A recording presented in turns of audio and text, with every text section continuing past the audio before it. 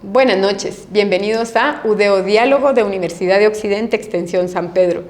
Para mí es un placer poder acompañarlos en esta maravillosa noche y sobre todo quiero enviarles un saludo muy especial a todas las personas que nos dejan saber su cariño, que les gustó el programa, que llaman a la universidad. Un abrazo muy fuerte y les mandamos pero muchas bendiciones. Hoy tenemos un programa importante, especial. Hoy llega a la universidad a su casa y usted va a aprender algunos tips de la carrera de enfermería para que usted vaya aprendiendo qué cosas puedo hacer, qué cosas no puedo hacer. Por supuesto, cosas básicas, porque si les traíamos aquí cirugía en plena mesa de programa, usted se iba a asustar. Entonces, tenemos algunos detalles que contarle. Y para eso me acompaña esta noche la licenciada Mónica Alejandra Pérez Liberato, que trabaja con nosotros como docente en la carrera del técnico universitario en enfermería. Bienvenida, licenciada. Gracias. Me da gusto poderlos saludar. Aquí estamos, para dar tips y que de verdad en nuestro hogar ayuda bastante. No sabemos qué personas lo necesitan, pero aquí estamos nosotros, llevándole un poquito de eso que aquí impartimos en la universidad, tratando de enriquecer todas esas prácticas que tal vez en algún momento las hacemos mal. Y me da un gusto saludarlos y espero que puedan dejar sus comentarios y decirnos qué tal les parece y que ustedes se sientan motivados para poder hacer estas prácticas, ¿verdad? Claro que sí. Y por supuesto está con nosotros también la estudiante del primer semestre. Hoy vamos a saber por qué se decidió Tatiana a estudiar esta carrera. Con nosotros está entonces Tatiana Marisol Pérez Sánchez del primer semestre de la carrera de enfermería. Muy buenas noches para cada uno de los televidentes o las personas que nos visualizan. Como bien le decía, vamos a estar hablando un poco a fondo sobre lo que es enfermería. Creo que hablar de enfermería es hablar de un factor muy completo, un factor muy importante. Enfermería, cabe recalcar que son circunstancias como el poder ayudar tanto a una persona necesitada en un hospital como a una persona independiente, y para eso hoy les vamos a poder enseñar algunos tips que ustedes puedan utilizar en su casita y les pueda ser de mucha utilidad.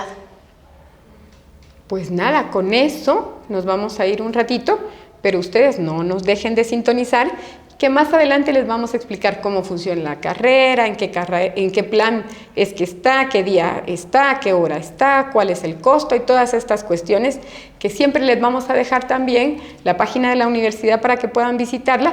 Y por favor, no se vaya, guárdenos ahí un pequeño espacio. Nos vemos en un instante.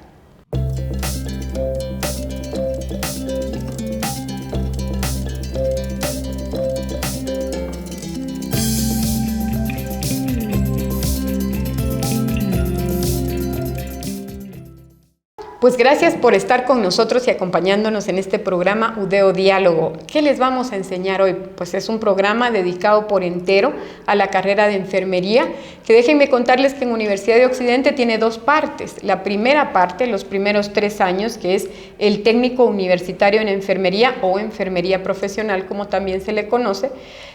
Son 3 años básicamente. Se estudia los viernes por la noche y el sábado todo el día de 7:30 de la mañana a 5:30 de la tarde. Llevan aproximadamente de 6 a 7 cursos por semestre y déjenme contarles que durante el técnico hay una práctica asignada a cada semestre. Esto quiere decir que los 6 semestres llevan justo 6 prácticas. ¿De qué va a ir a hacer práctica el estudiante y a dónde? Les cuento rapidito. Por ejemplo, la primera es una práctica hospitalaria. Es atención al cuidado del paciente en medicina.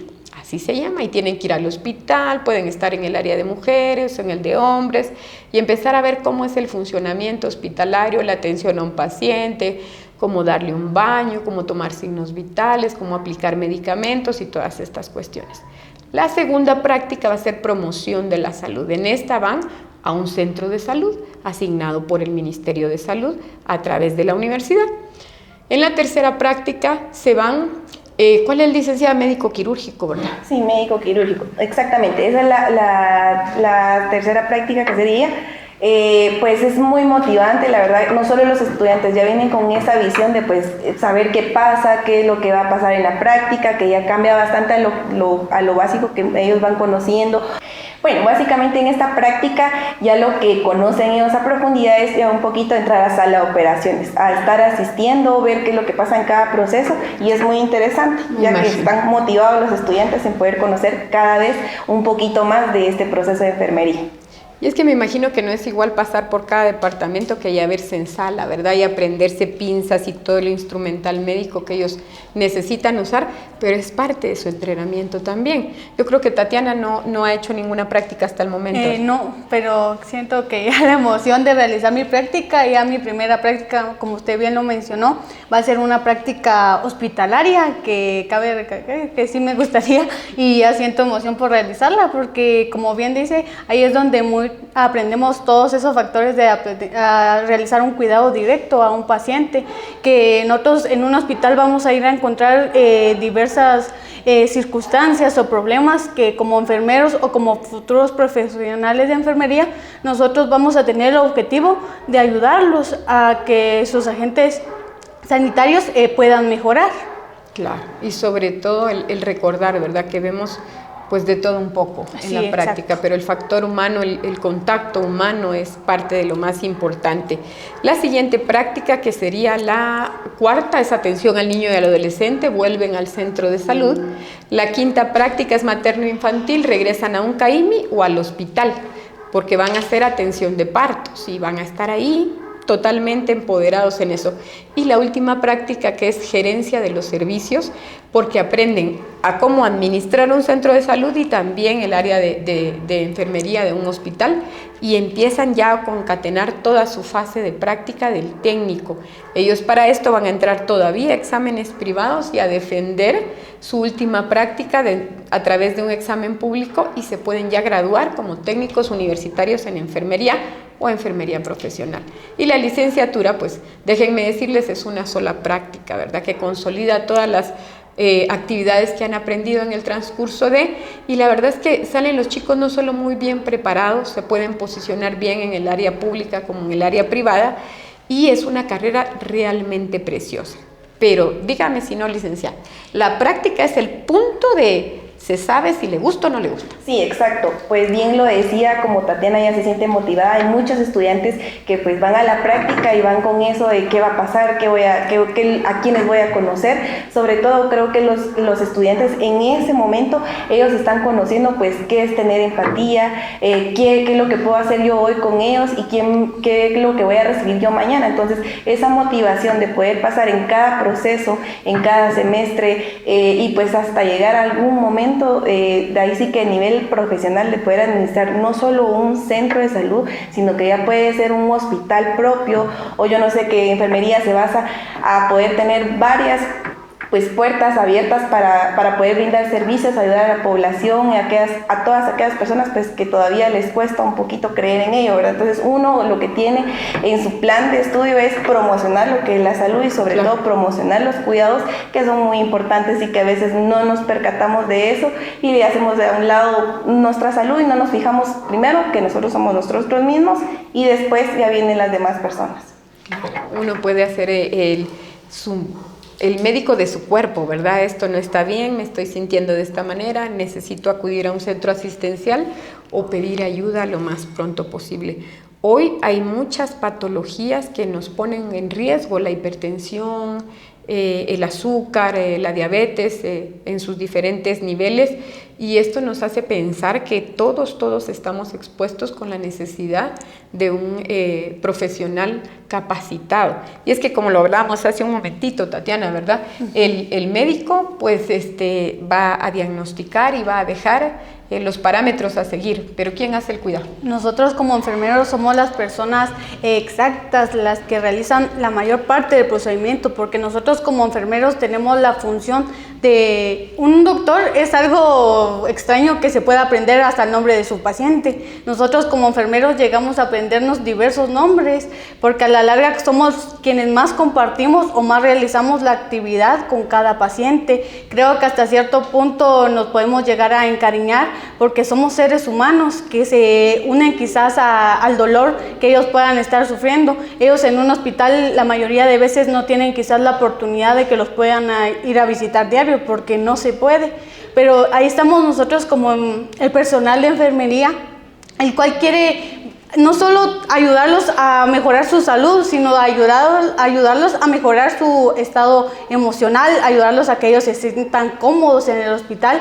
Y ahí es donde entran los diferentes factores, como el tendido de una cama, que es factor importante para que el paciente se pueda sentir cómodo, y diferentes factores que como nosotros como enfermeros vamos a realizar para el bienestar del paciente. Y miren qué bonito, porque Tatiana se fue desde lo más básico, no solo el tendido de una cama, sino la empatía, ¿verdad? No lo visitan diario, pues ahí estoy yo para preguntarle cómo se siente, cómo le va, qué le hace falta, qué necesita. Y es básicamente el perfil que se busca en la preparación de Universidad de Occidente, el dejar al estudiante capacitado, pero también emocionalmente adaptado a todos los contextos que va a haber. Y también preparado, porque de repente pues ven, qué sé yo, un parto, pero entra una persona con una herida de bala o con una herida punzocortante y no puede estar uno de, ay, ¿qué le pasa? No, ¿verdad? Hay que actuar en el momento, hay que actuar. ¿Qué perfil cree usted que debería tener el estudiante que quiera estudiar enfermería? Bueno, yo considero que el perfil ante todo tiene que tener uno, en primer lugar, la intención de saber qué es todo esto de medicina, qué es la salud. Básicamente se dice que los estudiantes tienen que estudiar pues un bachillerato en medicina o ciencias biológicas, pero en realidad creo que lo importante es tener la intención, y la vocación se va encontrando en el camino. Independientemente de todo esto, pues yo creo que el estudiante está en una etapa de formación, y ahí es donde se encuentra, en donde dice, bueno, si yo quiero, como están los niños desde pequeños, yo quiero ser doctor, y pues bueno, se da, ¿verdad? Está esa intención, esa motivación, pero ya en el camino, ya cuando están en básico, no querían ser doctores, pero ahí están y dicen, bueno, sí me llama la atención. Son aspectos, como lo decía Tatiana, lo mencionaba, no solo es por la técnica, que es lo que se hace, no solo son cosas básicas, sino que también en la empatía, en algún proceso, si lo hemos visto con personas que quizás necesitan pues saber cuánto tuvieron de presión arterial o qué es los niveles altos de azúcar o todo eso, pues desde ahí nace una intención de poder conocer más allá de lo que es salud, ¿verdad? Claro, definitivamente. Y Tatiana, cuénteme, ¿cuándo descubrió usted que quería estar en una carrera de ciencias de la salud, básicamente en enfermería? Pues le cuento, creo que yo siempre he sentido un amor por ayudar a las personas, como bien lo mencionaba, no tanto referente quizás a la salud, sino también referente a poderme comunicar con ellos, porque estudiar enfermería no es solo decir como que voy a ir a aplicar un medicamento y voy a dejar que mi paciente se sienta solo, porque no me serviría de nada. Quizás el medicamento o el fármaco va a hacer efecto en él, pero él se va a sentir triste, se va a sentir decaído, porque no tiene como que con quién compartir. Entonces creo que el poder ayudar a las personas fue el descubrimiento del amor que yo tenía por enfermería. Siento que es una carrera muy bonita. A todas las personas que están interesadas, como bien se hizo mención, no es necesario que tú estés estudiando una carrera de bachillerato en ciencias biológicas, porque en mi caso yo te puedo comentar de que yo no estudié la carrera, sin embargo encontré el amor por esa vocación. Entonces creo que el perfil es que tú te sientas animado y que tú tengas el deseo de poder ayudar a las personas en los aspectos de salud o cualquier aspecto que tú consideres que vas a aportar de una forma positiva acá.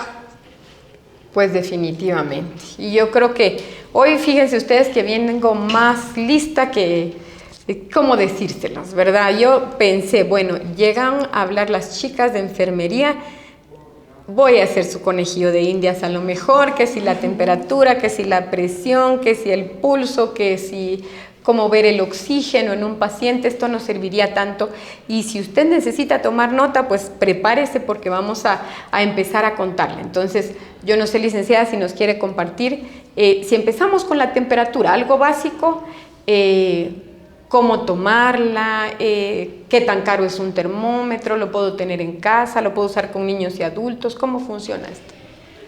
Bueno, yo creo que considero que el termómetro está al alcance de todos. Un termómetro en la farmacia no es caro, si mucho cuesta 10, 12 quetzales, Los termómetros que le tenemos más confianza son a los termómetros llamados mercurios, ¿verdad? Creo que en este aspecto a veces la deficiencia de algunas personas es que no saben cuánto tiene, cómo leerlo.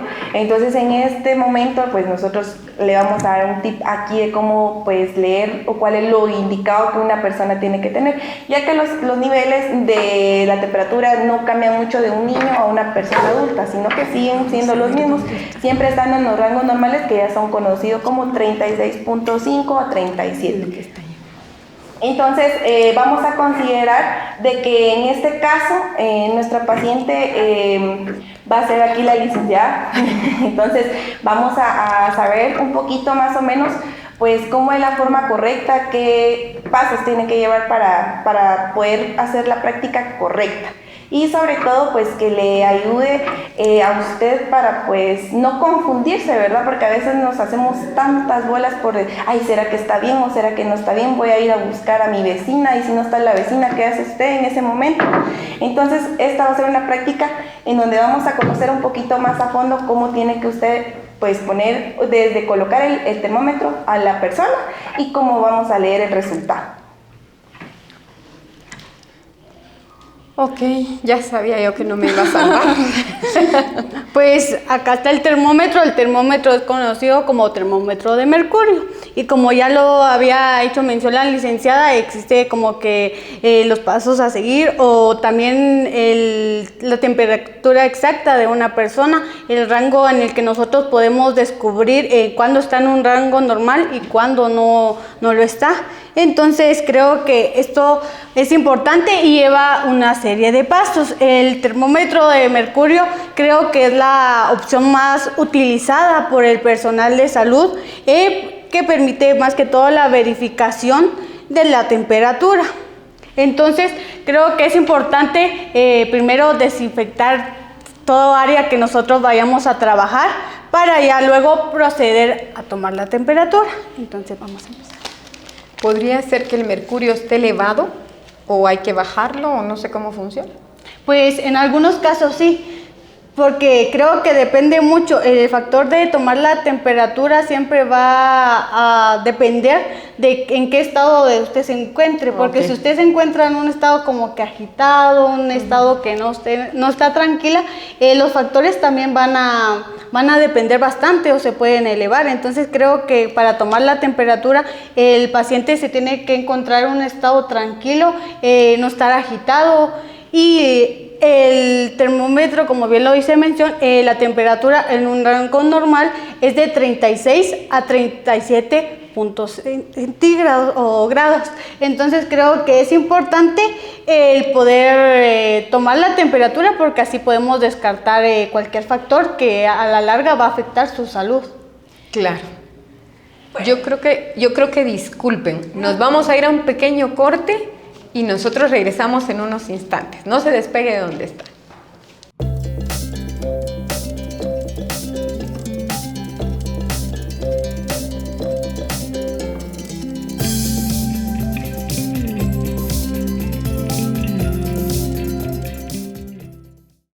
Y estamos de regreso para contarles ya algunos tips de qué puede hacer usted en casita, por ejemplo, si quiere tomar la presión. Y esto es como ya estamos en exámenes finales, vamos a pedirle a Tatiana que nos explique cómo tomar la temperatura en un paciente. Pues bueno, como les mencionaba, lo indispensable es desinfectar primero el área. ¿Cómo vamos a desinfectar el área? En este caso, en nuestro termómetro, primero vamos a agarrar un pedacito de algodón y lo vamos a mojar un poco con alcohol. Y la desinfección tendría que ser hacia abajo. ¿Por qué hacia abajo? Porque los contaminantes a la hora de llevarlos hacia arriba, obviamente estamos contaminando más el área. Cualquier desinfección que se haga siempre se va a hacer hacia abajo. El termómetro se puede utilizar tanto en la boca como en la axila. En este caso nosotros lo vamos a utilizar en la boca y debe de tardar alrededor de 5 minutos para que nosotros logremos ver exactamente cuál es la temperatura exacta. Claro, o sea que si son de 36 a 37 es normal. Sí, es normal. De 37,5 para arriba, grados centígrados, entonces esto va a ser ya un indicio de fiebre. ¿Verdad? Es solo para mencionarle, pues ustedes también, como son tips que estamos dando, pues hay que tener mucho cuidado con los niños, ¿verdad? Con los niños menores de 2 años o incluso de 5 hasta, pues ahí sí que hasta 0 días, porque en algunos casos, pues cuando ya sobrepasan lo que son los límites que decíamos 36.5, pues en este caso ya pueden haber convulsiones, y ya vieron ustedes que las convulsiones a veces desconocemos un poquito cuál es el proceso, entonces para que no se asuste siempre que el niño esté enfermo, entonces es un control adecuado que ustedes pueden llevar a cabo dentro de sus hogares. De acuerdo. Y en lo del mercurio, ¿cómo funciona para que nuestros televidentes vayan aprendiendo ahí la situación? Bueno, cada termómetro pues tiene una línea que ustedes pueden ver ahí, que vamos a observar más adelante, marca cuánto es lo que nos está indicando el termómetro. Bueno, ya estuvo los 5 minutos en el área en donde lo vayamos a tomar la temperatura, entonces nos marca una línea de 36, por ejemplo, pero antes de todo esto usted tiene que verificar que la línea de mercurio esté en 0, porque si no muchas veces no nos percatamos de eso, entonces venimos y le tomamos la temperatura ya sea a nuestro niño o a una persona que está pues en un proceso de, se podría decir, de gripe, entonces ya no nos fijamos y no nos percatamos de esa línea que no está en 0 y ya nos marca que tiene 40 y nos asustamos y ya no sabemos ni qué hacer, y a veces solo es falsa alarma, son tips o pasos que a veces desconocemos, entonces es importante siempre verificar eso en nuestro termómetro. Claro, entiendo. También vamos a hacer mención a otro factor. En este momento nosotros, bueno, en mi caso no estoy utilizando guantes porque la utilización de guantes, como bien decía, sí sirve para protección tanto de mi salud como de la salud del paciente. Pero en este caso nosotros sabemos que no estamos tratando con un paciente que quizás se fue frente a un estado patológico grave o que en condiciones de realmente enfermedad. Entonces, por eso nosotros no estamos utilizando guantes. Sin embargo, a la hora de que ustedes consideren o ya en la práctica, a la hora de tomar ya la temperatura, sí se debe de utilizar la corrección de los guantes. Entonces vamos a... Ay, ¿me lo va a poner? Sí. ¿Debajo de la lengua? ¿Encima de la lengua? Debajo de la lengua, eso tiene que pasar debajo de la lengua y va a tardar 5 minutos. Y nosotros ya después les vamos a mostrar exactamente cuál fue su temperatura. Ah, bueno.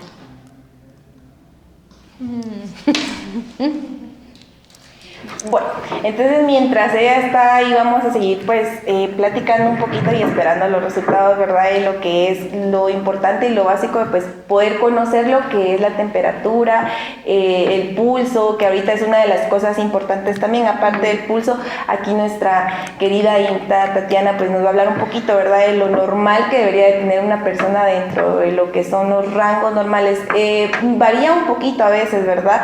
Con lo que es los recién nacidos o niños menores de 5 años a un adulto, pero por ejemplo nosotros pues platicábamos en el transcurso del tiempo que hemos conocido todos estos signos vitales que depende de la persona, la actividad física que tenga, ¿verdad? Porque en algunos casos la frecuencia, el pulso que están al alcance de nosotros ahí en casita, pues cambia, ¿verdad? Porque la actividad física de un deportista a una persona que se mantiene pues en otras actividades que no es meramente pues practicar un deporte, siempre varía un poquito, es un poquito más alto, pero no está fuera de los rangos normales, ¿verdad, Tatiana? Sí, exacto. Como bien lo hizo mención la licenciada, la pulsación es, o bueno, en este sentido el pulso va a cambiar relativamente al paciente o a la persona a quien se le tome, porque como bien le decía, el metabolismo funciona de diferentes maneras. Un metabolismo con una persona sedentaria, con una persona que practica algún deporte, por obvias razones va a aumentar. En sí, el pulso normal tendría que ser entre 60 a 90 pulsaciones por minuto. Hay diferentes factores para poder tomar el pulso, lo que viene siendo acá el antebrazo, también está lo que viene siendo acá. Y también se puede tomar en lo que es acá, parte de lo que es nuestro cuello, en donde nosotros llegamos a sentir. También otro aspecto importante es entre medio de la rodilla, en donde encontramos la vena poplitea, que también es un factor importante en donde también se puede tomar lo que es la pulsación. Bueno, vamos a continuar entonces para que ustedes sepan aspectos muy importantes que también dejamos pasar desapercibido en algunos momentos, como mencionaba Tatiana, pues ya de lo que era el pulso en sí, ¿verdad? Algunas de las cosas que desconocemos es cómo vamos a tomar el pulso, ¿verdad? Sabemos que tenemos que, ya lo había mencionado Tatiana, agarramos la mano del paciente, de nuestro familiar, con quien sea que estemos en ese momento, y entonces siempre, no sé si se han dado cuenta, pero siempre se utilizan 2 dedos, ¿verdad? ¿Y cuáles son los 2 dedos? Es el de índice y de en medio. Esos son los 2 dedos que siempre vamos a utilizar, descartando también de que no vamos a utilizar el pulgar, porque también sabemos de que aquí hay latidos, ¿verdad? Entonces podemos confundir lo que es nuestro pulso del brazo y el pulso de acá. Entonces a veces hay como que hay controversia de que será si está bien o está mal.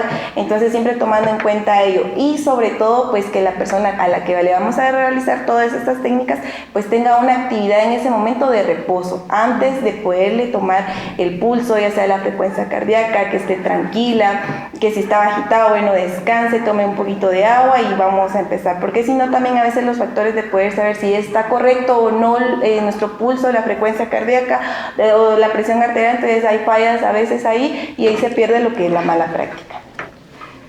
Y yo creo que al final, miren que ya estoy liberada del termómetro ustedes. Por suerte no hay fiebre.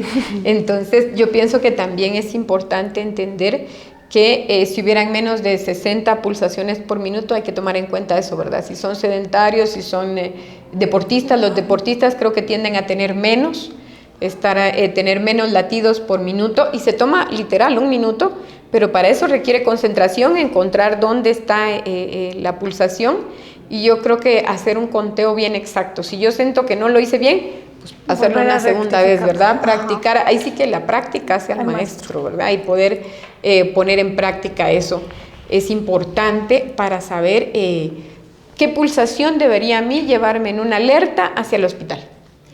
Bueno, sí, tenemos varios aspectos o valores normales que están desde lo que son 60 a 90 por minuto.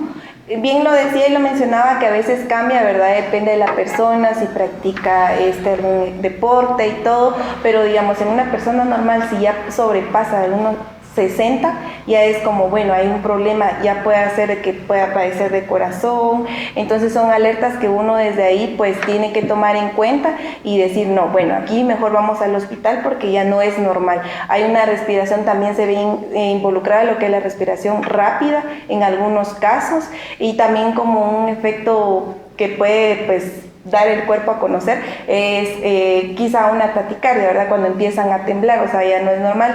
Ya cuando los pulsos el pulso está menor de 60, ¿qué es lo que presenta? Pues uno se siente débil, el color de la piel, ¿verdad? Básicamente si hacemos una unión de conceptos aquí ya se incluye uno como médico, ¿verdad? Porque se le hace el examen físico, sin saber pues, que usted está haciendo un examen físico, estamos conociendo pues el estado de la persona, ¿verdad? Desde el color de la piel, cómo están las manos, si están frías, si no tienen color. Ajá, si no tiene color, exacto. Entonces estos son los aspectos que están entre 60 y 90 de los valores normales. Y yo creo que de repente también podría haber una hipotensión, ¿verdad? Una bajada de temperatura o de ritmo cardíaco también, y podrían haber factores hereditarios concernientes a esto, ¿verdad? Que por ejemplo, en mi caso, que soy de un pulso muy bajito, me he dado cuenta que también es una cuestión hereditaria, ¿verdad? Sí. Y que hay que informarlo también, si no está, usted tiene menos de 50, ¿qué está pasando? ¿Está muriendo? No, es parte de mi funcionamiento físico, pero es parte de mi responsabilidad como paciente, ¿verdad? El poder informar a mi médico o al personal de salud que está trabajando conmigo. ¿Cómo le va con los pulsos y las tomas de presión? Pues creo que como bien, es algo sencillo, creo que tomar la pulsación o la frecuencia cardíaca o respiración es más que todo de concentración, porque si yo pierdo alguna pulsación, en algunos casos dato erróneo. Es un dato erróneo que se tiene que volver a verificar, porque aquí lo que nosotros queremos es una información concreta y concisa y datos reales, no datos erróneos. Entonces creo que la pulsación es más que todo que un aspecto de concentración, de que si yo estoy enfocada en realizarlo y que no me esté distrayendo en otro factor. pero por lo general sí es un procedimiento sencillo que si ustedes en casita ahorita se pueden tomar el pulso, que lo más factible se podría hacer acá, lo van a poder notar y como bien se sabe, se realiza en 1 minuto y su rango tiene que ser de 60 a 90 pulsaciones. Sí, definitivamente. Muy bien, y los aparatejos para la toma de presión arterial, ¿cómo funcionan? Porque lo vamos a hacer hasta en el siguiente segmento, me imagino, pero el nombre de estos, ¿es funcional tener uno en casa o es mejor que sea hasta en el centro asistencial? No sé. Pues creo que algunas personas quizás sí cuenten con este tipo de instrumentos. Nosotros como personal de enfermería, cada alumno, cada persona que esté estudiando esto sí cuenta porque es algo indispensable. Nosotros en el hospital lo primero que vamos a ir a realizar es la toma de signos vitales. Para esto nosotros necesitamos lo que es un estetoscopio y también lo que es un esfigmomanómetro. Como les hice mención, estos 2 instrumentos esenciales nos sirven para lo que es la toma de la presión arterial. Aspectos importantes para utilizar el estetoscopio: el poder abrir la campana y para poder más que todo escuchar correctamente, porque en dado caso nosotros nos colocamos el estetoscopio y tenemos la campana cerrada, no va a tener como que un dato exacto, porque obviamente no vamos a estar escuchando lo que de verdad deberíamos estar escuchando. En la presión arterial surge lo que es una presión sistólica y una presión diastólica. El rango normal es de 120/80. La presión sistólica es la más alta, que en este caso sería 120, y la presión diastólica es la que viene dando los 80. Entonces esos 2 factores debemos de conocer a la hora de tomar lo que es la presión arterial. Y fíjense qué importante es eso, porque a veces está uno penando porque ¿cómo me tomo la presión? ¿Será que este dolor de cabeza es debido a una subida de presión? ¿O será que, no me dejará mentir, licenciada, mi consumo de sal aumentó y empiezo con dolor de cabeza, malestares, y a lo mejor es una subida de presión y yo no lo he detectado, y entonces esto empieza a subir y entiendo que después de 140, entonces yo tendría que estar en control y a lo mejor empezar cierto tipo de medicación para poder controlarlo. Exactamente, pues desde que lo que es la alimentación, pues todo empieza los tipos de o la alimentación adecuada que uno tiene. A veces padecemos de la presión y no lo sabemos, y como usted lo hacía mención, pues qué es lo que dicen: ay, me dolía la cabeza, me sentía débil, o me mareé, me dio un vahío y me tomé mi Coca-Cola y con eso. Pero descartamos y no sabemos y nunca nos preocupamos por poder si me voy a tomar una vez la presión, ¿verdad? Para ver si es normal o está entre los límites normales, que pues ya hicieron mención anteriormente ustedes, y no nos preocupamos de esto. Es de fijarse, es una técnica muy rápida y lo más certero creo y considero que tener en casita, pues ustedes tienen a su disposición, pues tener un esfigmo y un esteto, que es un poquito más certera el resultado que otros tipos, pues que ahorita nos han abarcado bastante para tomar la presión, pero eso queda que tener ustedes también, con que ustedes tengan un control adecuado o que se interesen un poquito en, pues bueno, cómo se toma la presión, qué vamos a hacer en este caso. Eso es un gran avance para cierta población que lo necesita. Muy bien, nosotros volvemos en unos instantes, así que por favor no se mueva de ahí. Ya volvemos.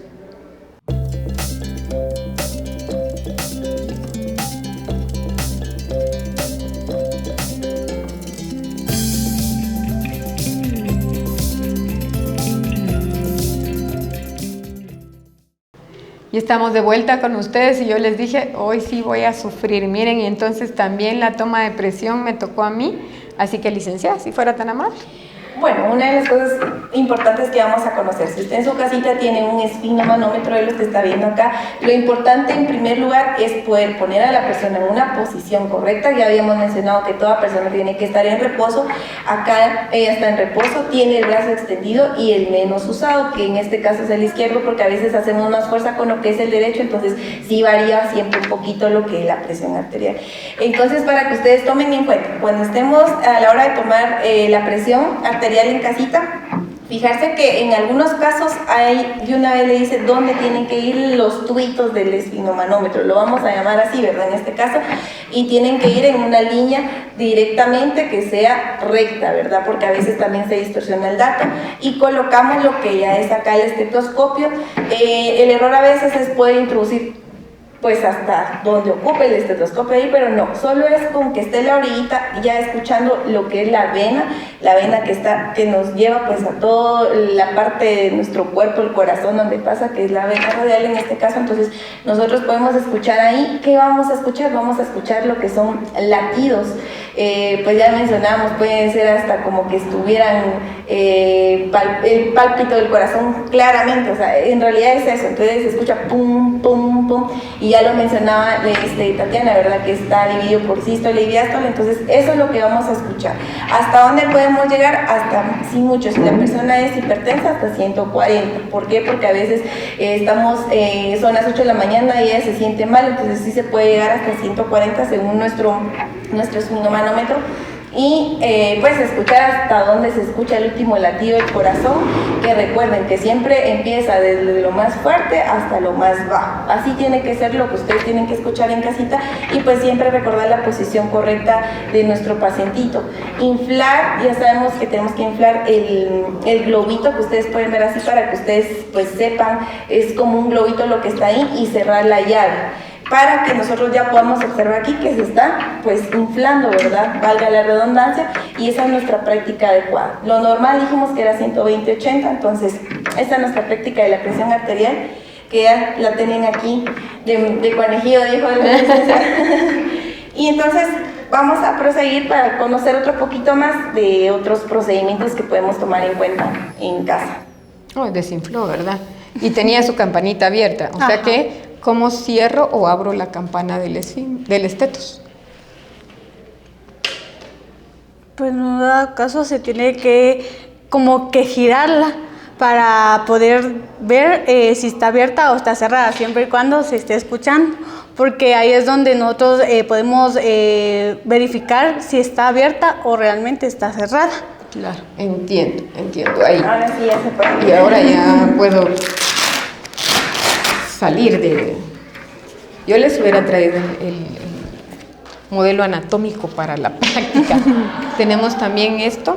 Bueno, sí, esta es una de las cosas pues más famosas que se mantiene en un hogar.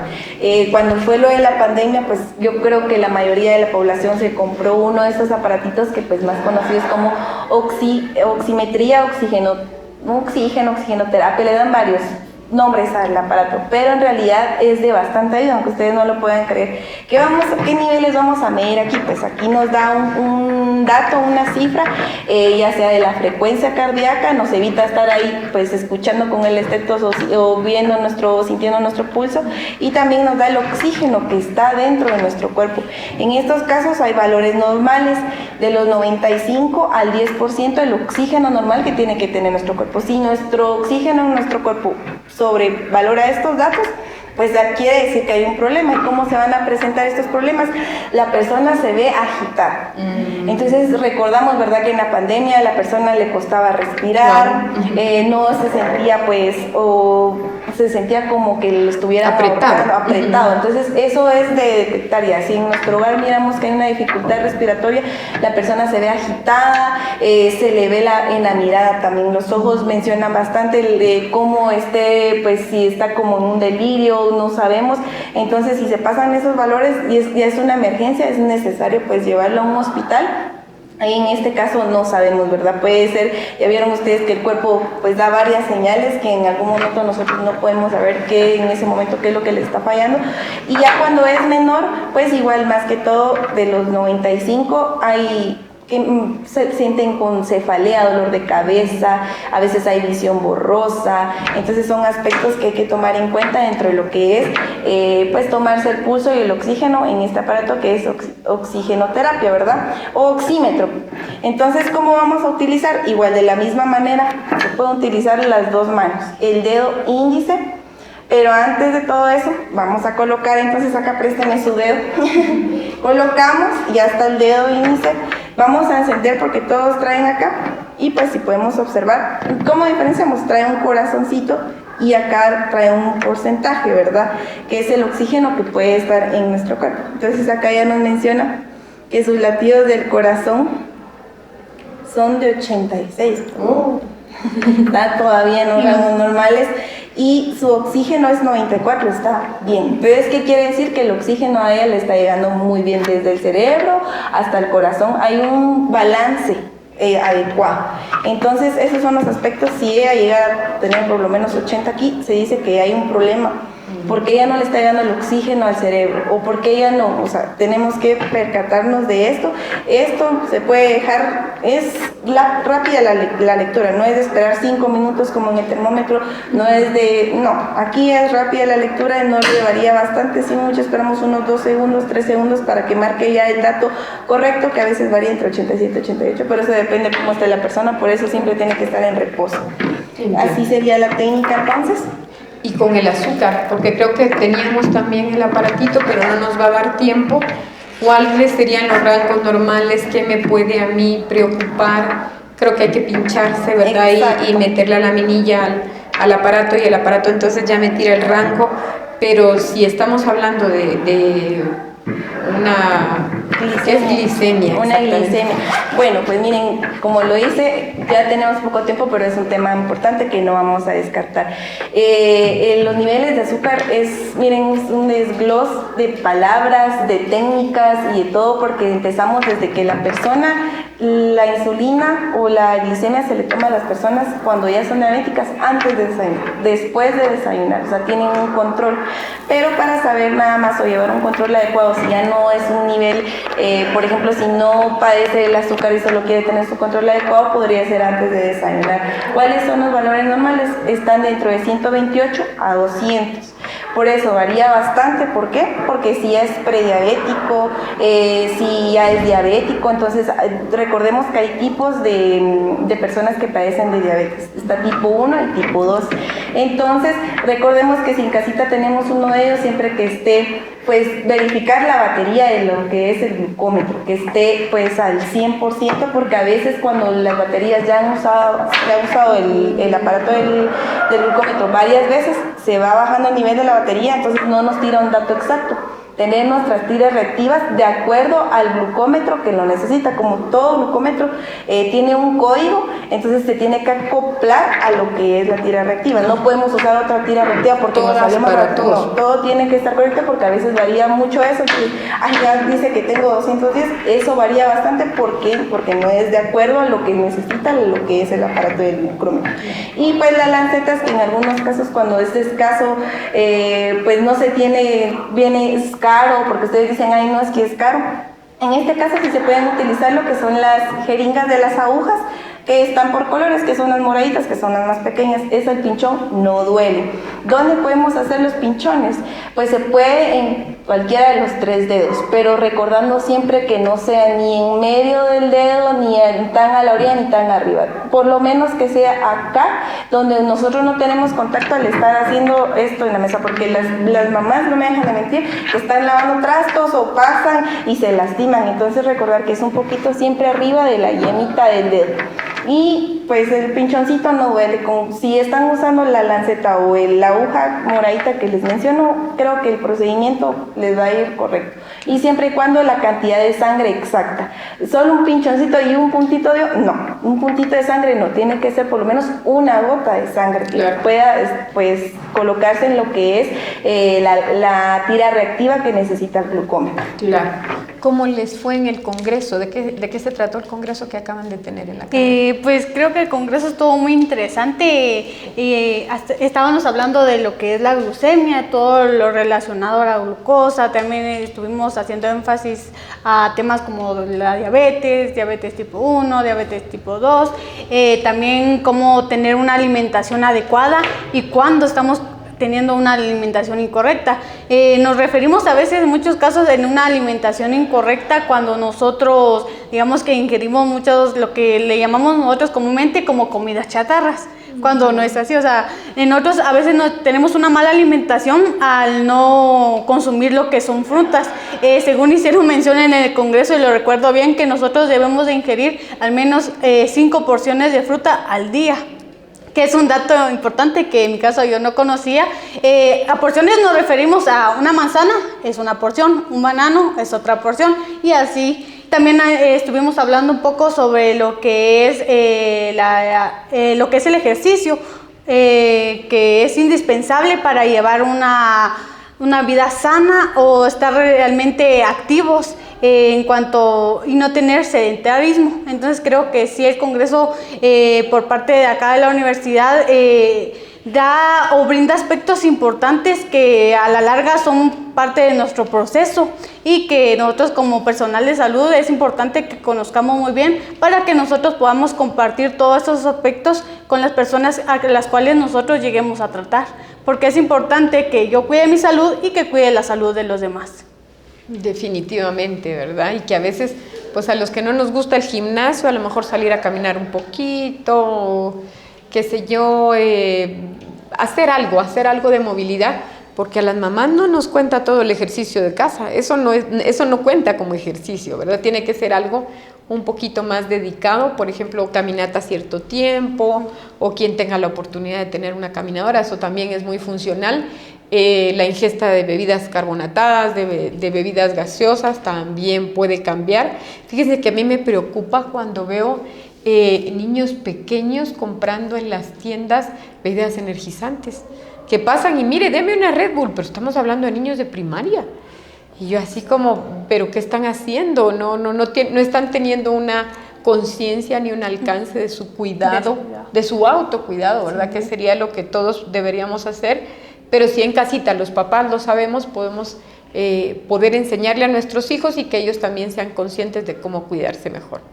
Y como siempre, yo lamento que el tiempo se nos haga tan cortito en televisión, pero el programa ha llegado a su fin. Les agradecemos mucho por sintonizarnos, por acompañarnos y ser parte de la UDEO también. Y sobre todo queríamos llevarles algo sencillo. Teníamos muchas más cositas para hacer, pero el tiempo nunca es suficiente.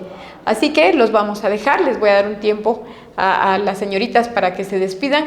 Y les envío un saludo muy cordial el señor director, el licenciado Luis Pedro de León. Y pues su servidora, fue un placer poder acompañarles. Muchas bendiciones y disfruten su semana. Así es, gracias por sintonizarnos y estar al pendiente de todos estos tips que se les da. Y bueno, ustedes van conociendo no solo de salud, de otras cosas importantes que a veces pues dejamos pasar desapercibidos, o qué más, pues conocer un poquito sobre nuestra cultura, de todo lo que nos rodea. Estamos muy contentas pues de estar aquí presentes y pues llevándoles a ustedes un poquito de lo básico, de lo que pues podrían saber o mejorar la técnica, sobre todo pues motivándolos también que aquí los esperamos en la universidad. Es un campo de enfermería muy bonito. Miren ustedes que ya cuando están en práctica de verdad uno se motiva a ver a los estudiantes bien inspirados en poder conocer un poquito más de la empatía, de los valores que se van adquiriendo. Entonces gracias por el espacio y feliz noche. También muy agradecida por haber formado parte de este proceso.